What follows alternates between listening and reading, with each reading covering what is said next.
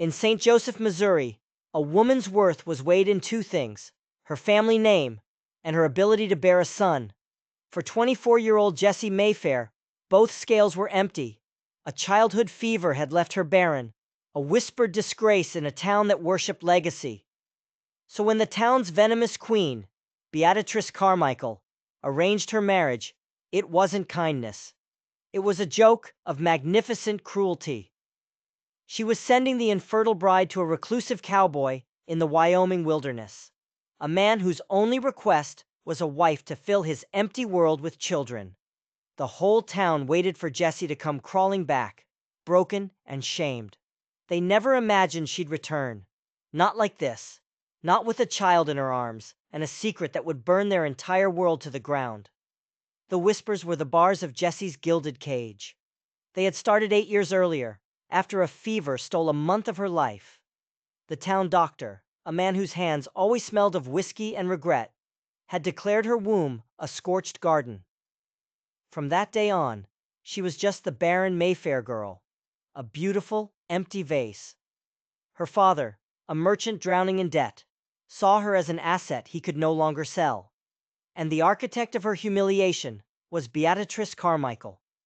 Beatrice ruled St. Joseph's society with a powdered fist, and her son Beau was the town's golden prince. Years ago, Beau had tried to court Jessie, but she'd found him shallow and cruel and turned him down. The insult had festered in his mother's heart for 2 years. An offense to her son was an offense to her dynasty. She couldn't ruin Jessie's reputation. The whispers had already done that. But she could orchestrate a public shaming so profound it would become a local legend. The chance came in a letter. A rancher in Wyoming, a Mr. Wyatt Smith, was looking for a mail-order bride. His letter was short, blunt, and lonely. He had a ranch, he was financially stable, and he wanted, more than anything, to build a family. A wicked idea bloomed in Beatrice's mind. She summoned Jessie to her mansion, a monstrous building that squatted on a hill overlooking the town. "My dear Jessie," Beatrice cooed, her voice thick with fake sympathy, "it pains me to see you so limited." She presented the match. A rancher in Wyoming, a man of property. "He is seeking a wife," she said, letting the words hang in the air like daggers, "to bear his children." Jessie's father practically wept with gratitude, but Jessie saw the glint in Beatrice's eye. This wasn't a marriage, it was a spectacle. They would send the barren woman to the lonely rancher who desperately wanted a son. They would pay her way, make a grand show of their charity, and then they would wait. They would wait for the cowboy to discover the truth and send her packing, a twice-shamed woman with nowhere left to go. The cruelty was breathtaking. That night, Jessie stared at her ceiling. She could stay here and wither into a spinster aunt, or she could walk straight into the trap. The West was a dangerous place, a land of hardship and death, but it was also a place where a person could be reborn. Out there, under that vast empty sky, maybe she wouldn't be the barren Mayfair girl. She would just be a woman. A tiny spark of defiance, long thought dead, flared inside her. She would go. She would face the cowboy and the wilderness. She would survive. And by surviving, she would steal Beatrice Carmichael's victory right out from under her. She packed a single trunk. As she boarded the train, she saw them, Beatrice and Beau, watching from their fine carriage, their faces masks of smug triumph. They waved. Jessie didn't wave back. She met Beatrice's gaze, her own face a blank slate.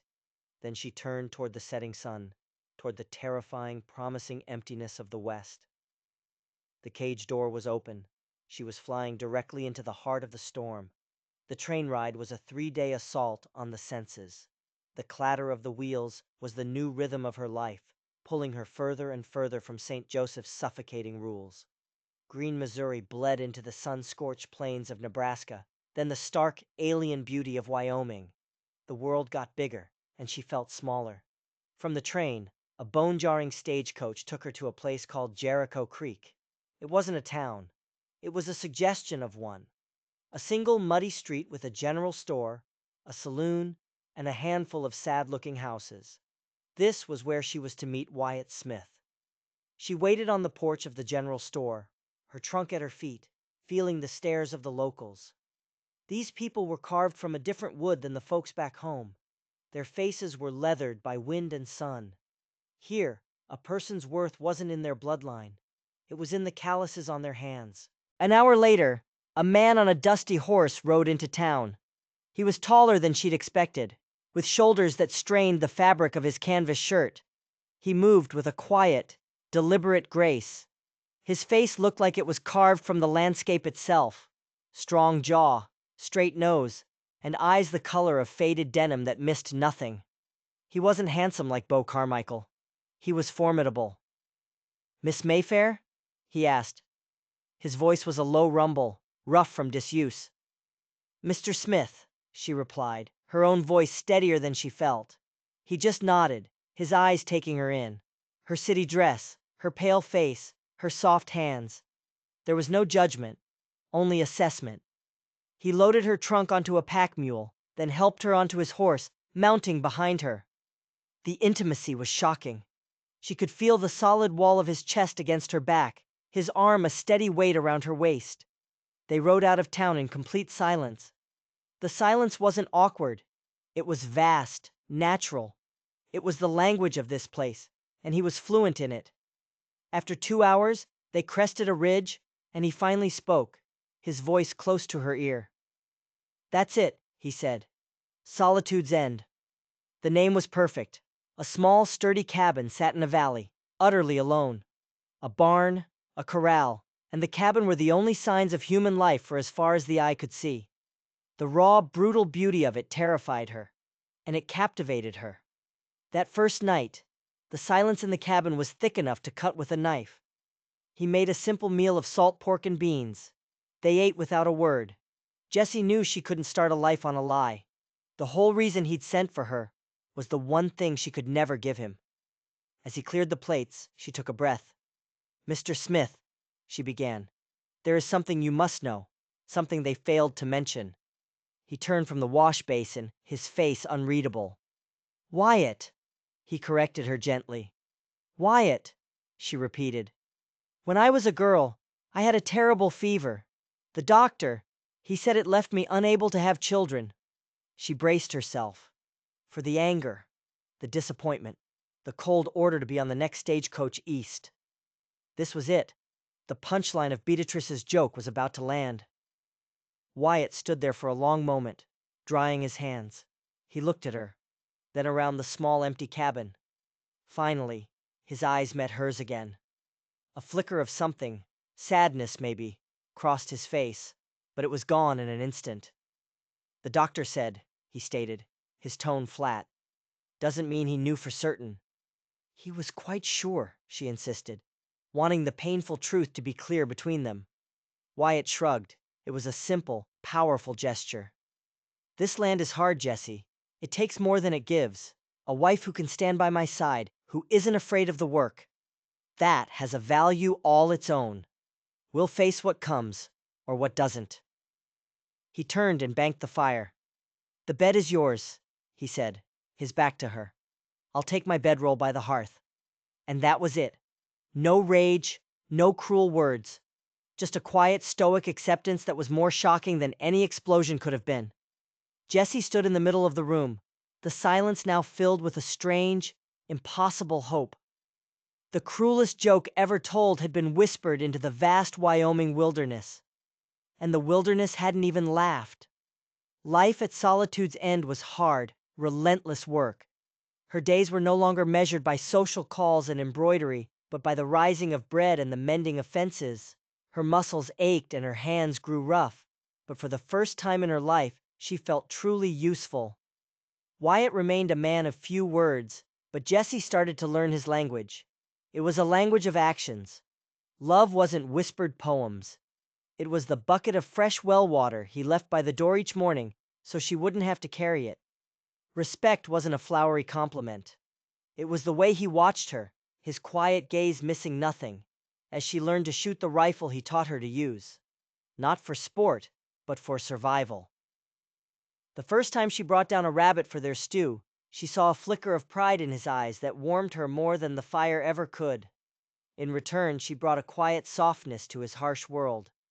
She planted wildflowers around the cabin, bright splashes of color against the endless brown and gray. In the evenings, she read to him from her book of poetry. His solitude, built over years of loss, was beginning to show cracks.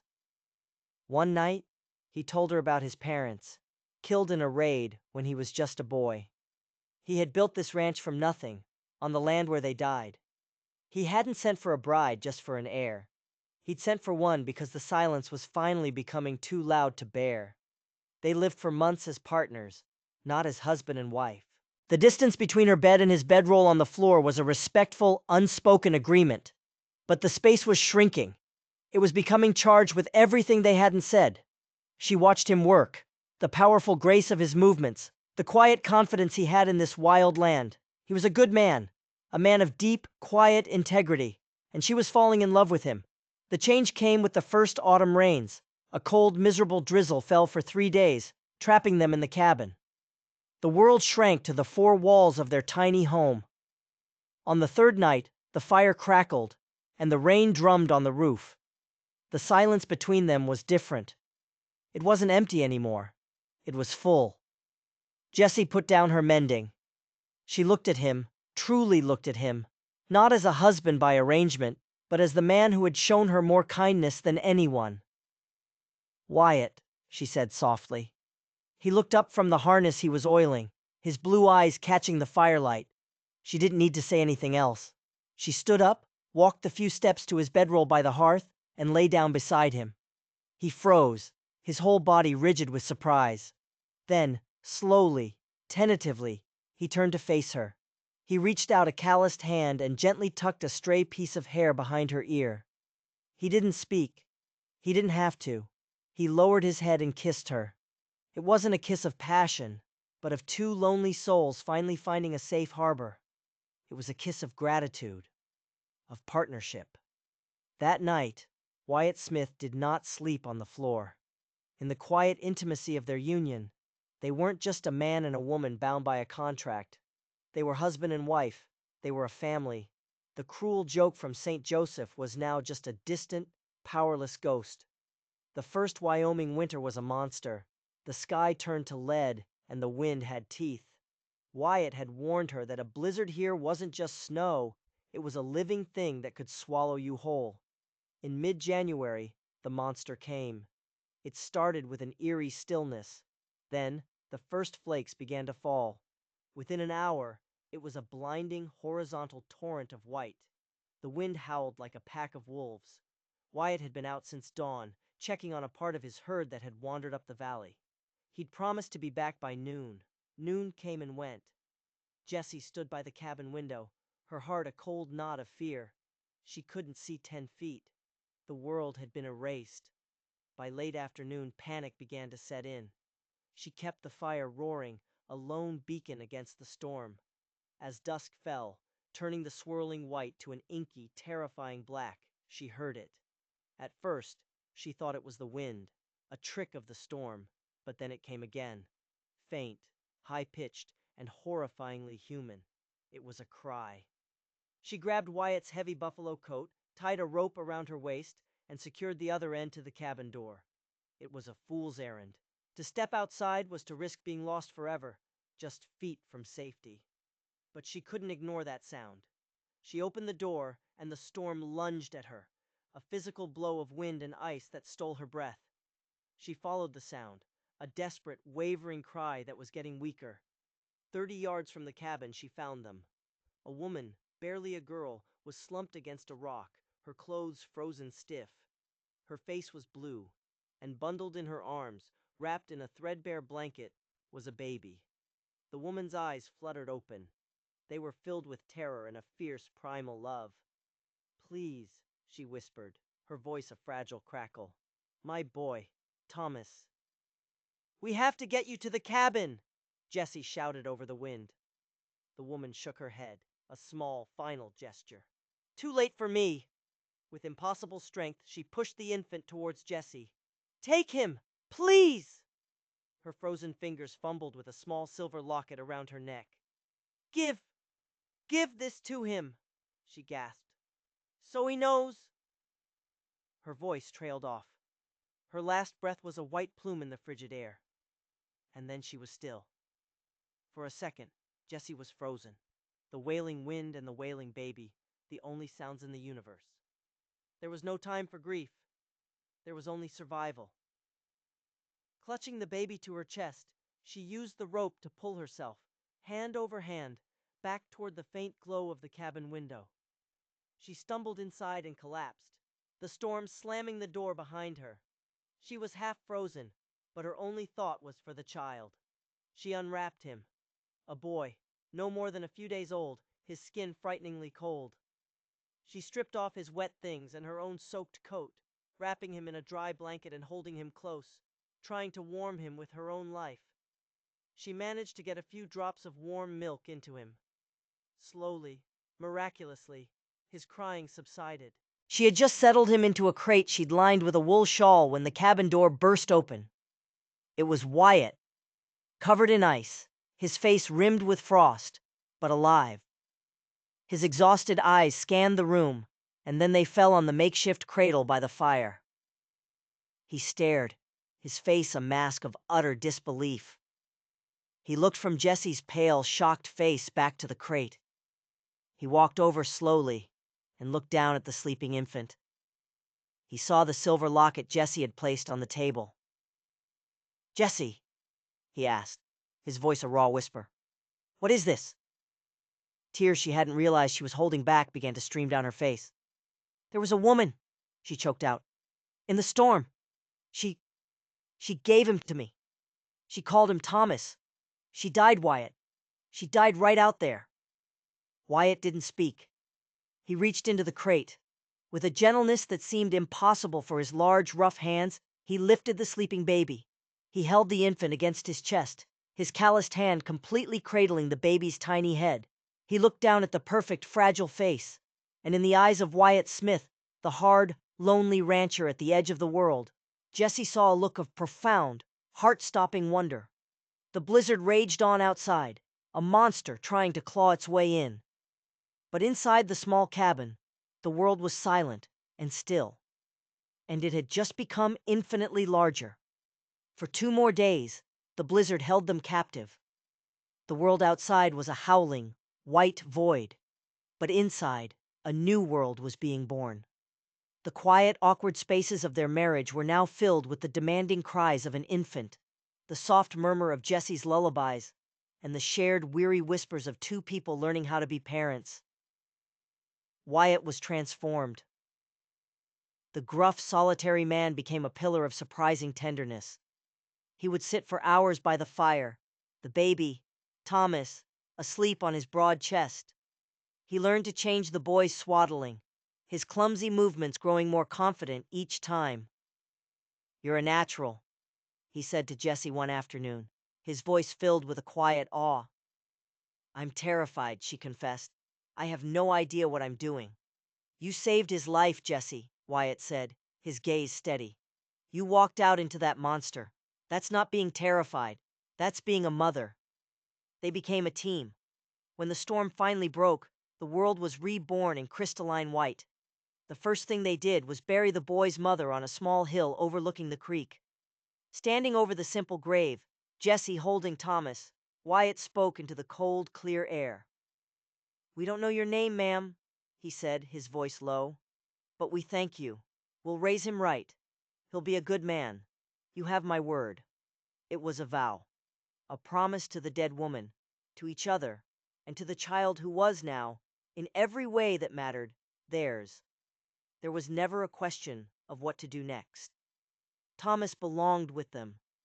They examined the locket. Inside, on one side, was a tiny, exquisite portrait of the woman. Young, beautiful, with sad, dark eyes. On the other side, where a man's portrait should have been, the space was empty. There were no initials, no clues. It was a mystery, a story with no beginning. For now, it was enough. It was Thomas's only link to the mother who had died to give him a chance at life. When Wyatt rode into Jericho Creek for supplies, with Thomas bundled in a sling on his chest, it caused a sensation. "Where in God's name did you get a baby, Smith?" the general store owner asked.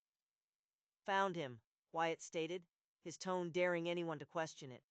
"A gift from the blizzard." The story spread like wildfire, growing more mythic with each telling. The townspeople, a hard and practical folk, were captivated. They had all lost someone or something to the unforgiving land. The idea that the wilderness could give something back, it was a powerful kind of hope. They started calling him the Storm Child. Wyatt registered the boy's birth with the circuit judge. Parents: Wyatt and Jessie Smith. Place of birth: Wind River Valley. He was their son. Life settled into a new, richer rhythm. The ranch was no longer a place of work. It was a home, filled with the gurgles and cries of a child. Jessie watched in wonder as Thomas grew, her heart swelling with a love so fierce it almost hurt. One evening, she thought of Beatrice Carmichael and her pathetic, cruel joke. She had been sent to this wilderness to be broken. Instead, she had been found.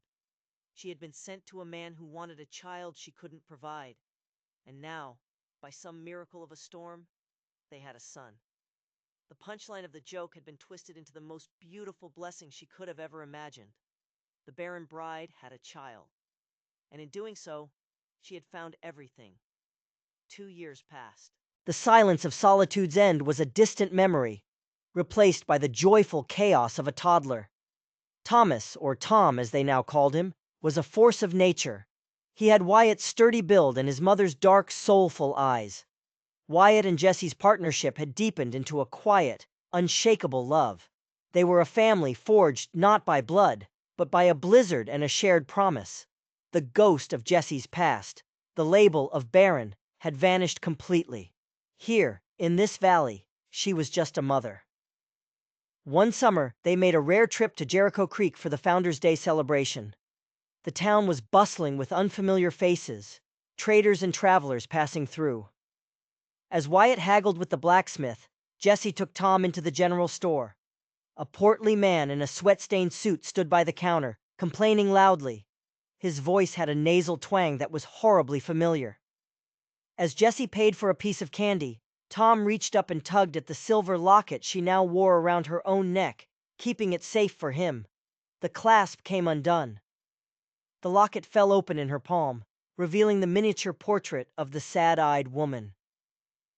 "Well, I'll be," a voice drawled beside her. It was the man in the suit.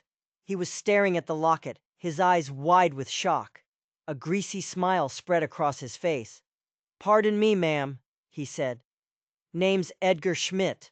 Couldn't help but notice that locket. And the boy?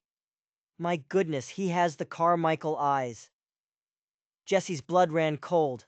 The name was a punch to the gut, a ghost from a life she had buried.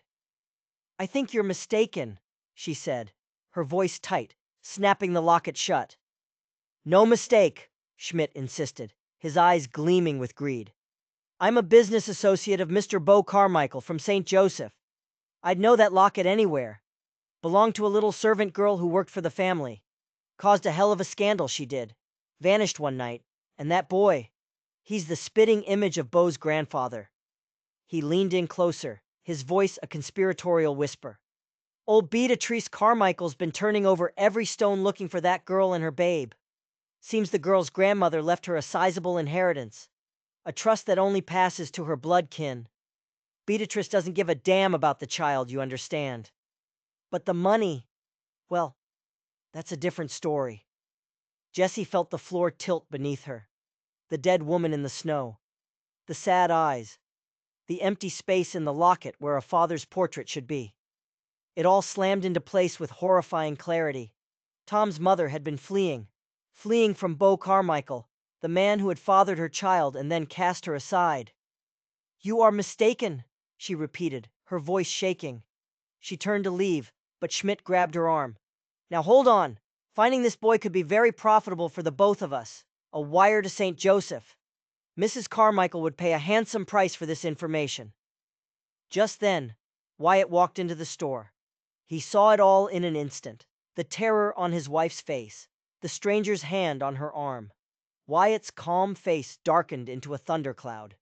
He crossed the store in 3 long strides. He didn't raise his voice. He simply took Schmidt's wrist in his hand. "Take your hand off my wife," he said, his voice a low, dangerous growl. Schmidt yelped as Wyatt's grip tightened like a steel trap. "Easy now, friend. Just a misunderstanding." "There is no misunderstanding," Wyatt said, his eyes burning with a cold fire. "You will leave this store. You will get on the next stagecoach east, and you will forget you ever saw my wife, or my son. Do you understand me?" Schmidt, his face white with fear, nodded frantically. Wyatt released him. The man scrambled out of the store. Wyatt turned to Jessie. "What was that about?" Her voice was barely a whisper as she told him everything. The name, the inheritance, the ugly truth behind the locket. Tom wasn't just the son of a nameless woman. He was the illegitimate son of Beau Carmichael, the heir to a fortune, and a ghost from Jessie's past was now riding the wind back east, back to the one person in the world who would stop at nothing to destroy her. They rode home in a shattered silence. Their sanctuary, Solitude's End, suddenly felt horribly exposed. That night, Wyatt sat by the fire, cleaning his rifle. His movements were precise, deadly. Jessie watched him, a new and terrible fear gripping her heart. The cruel joke wasn't over. It had only just begun, and this time, they weren't just fighting for her honor. They were fighting for their son. 3 months later, they came. A fancy, black lacquered carriage that looked like a creature from another planet rolled into Jericho Creek. Out stepped Beatrice Carmichael, draped in black silk, as if she were already in mourning for a life she hadn't yet destroyed. Behind her was Beau, looking softer and weaker than Jessie remembered, and with them were a sharp-faced lawyer and 2 hired men with guns on their hips and cold, empty eyes. Beatrice was too clever for a direct confrontation. She didn't come to the ranch. Instead, she sent the sheriff. He carried a court order, signed by a territorial judge hundreds of miles away. It granted temporary guardianship of one Thomas Carmichael to his grandmother, Beatrice, pending a formal custody hearing. The hearing was in 2 days, in the saloon. The Carmichaels moved through town with an air of absolute certainty, spreading their story. They were here to rescue their long-lost grandchild from squatters who had stolen him. They painted Jessie as a desperate, barren woman, a kidnapper. The night before the hearing, Jessie stood over Tom's bed watching him sleep. He was hers. Biology didn't make a mother. Love did. "We won't let them take him," Wyatt said, his voice a raw promise in the dark. "How can we fight them?" she whispered, her voice breaking. "They have money, lawyers, a judge." "We have the truth," he answered simply, "and we're on our own land. That counts for something out here." The day of the hearing, the saloon was packed. The whole town was there. On one side sat the Carmichaels, their lawyer and their hired guns. On the other, Wyatt and Jessie in their simple work clothes. They had no lawyer. They had only each other. The judge, a man named Patterson, called the court to order. The Carmichaels' lawyer, Mr. Finch, was smooth and slick. He presented a sworn affidavit from old Dr. Albright, reaffirming Jessie's infertility. He painted a picture of a noble family trying to reclaim their bloodline. "This woman," Finch declared, pointing at Jessie, "was known to be barren. Is it not a remarkable coincidence that a woman so desperate for a child just happens to find one in a blizzard? A child who, it turns out, is the sole heir to a great fortune? This was not a rescue. It was a kidnapping," the crowd murmured. The story sounded convincing. When it was Jessie's turn, she walked to the front, her heart hammering. She didn't look at the judge. She looked at the people of Jericho Creek, her neighbors. "I am not a kidnapper," she began, her voice clear and strong. "I am a mother." She turned to look directly at Beatrice. "The woman you see before you sent me here as a joke, because a doctor many years ago said I was barren. Her joke failed." She looked at Wyatt, who gave her a small, firm nod.